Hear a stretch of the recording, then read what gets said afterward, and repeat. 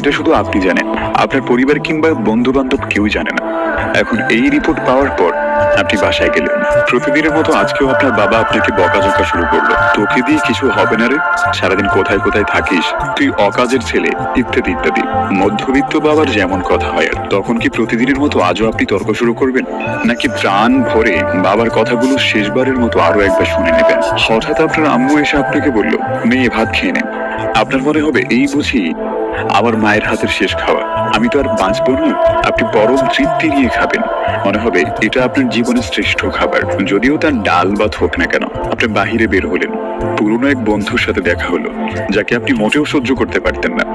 সবসময় তার সাথে কথা কাটাকাটি হতো। আজকেও সে আপনাকে কিছু কথা শুনিয়ে দিল। এখন কি আপনিও তর্ক শুরু করে দেবেন? না না না, আপনি হয়তো তাকে জড়িয়ে ধরবেন এবং বলবেন, দোস্ত ভালো থাকিস। আপনি আপনার এলাকাটা একটু ঘুরে দেখলেন, দেখছেন আর ভাবছেন